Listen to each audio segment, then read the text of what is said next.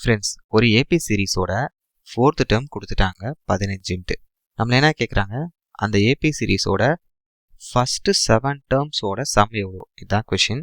C friends, 4th term AP சீரீஸில் 4th term எப்படி represent பண்ணுவோம், T4. T4னா என்ன அர்த்தம், ஃபர்ஸ்ட் டேர்ம் ஏ கூட ஒரு 3 டிஃபரன்ஸ் ஆட் பண்ணும், அதுதான் 15னு கொடுத்துருக்காங்க. நம்மள S7 கரெக்டாக இதுதானே கேட்குறாங்க. So sum of n terms பொறுத்த வரைக்கும் ஏபியில் ஒரே ஃபார்முலா தான் இருக்குது. 2 விதமாக எழுதலாம்.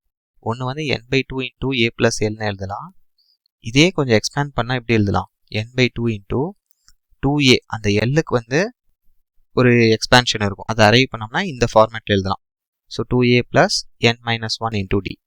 நாம் இந்த செகண்ட் ஃபார்மேட் இருக்குல்ல, இதை தான் யூஸ் பண்ண போகிறோம். ஓகே, இந்த இடத்துல n-க்கு 7 போட்டுக்கோங்க. அப்போ S7 = 7/2 இன்டூ 2a + n - 1 என்ன ஆயிரும், 6. ஏன்னா n வந்து 7 தானே வச்சுருக்கோம்.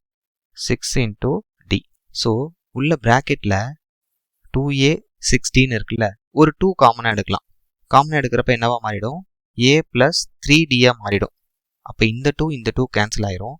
நல்லா பாருங்க, a + 3dக்கு தான் கொஷினில் எவ்வளோ வேல்யூ கொடுத்துருக்காங்க, 15. ஸோ அப்போ இங்கே எழுதுறேன், 7 இன்டூ a + 3dக்கு 15. 105 தான் இந்த கொஷினோட ஆன்சர், ஆப்ஷன் பி. கிளியராக இருக்கா ஃப்ரெண்ட்ஸ்?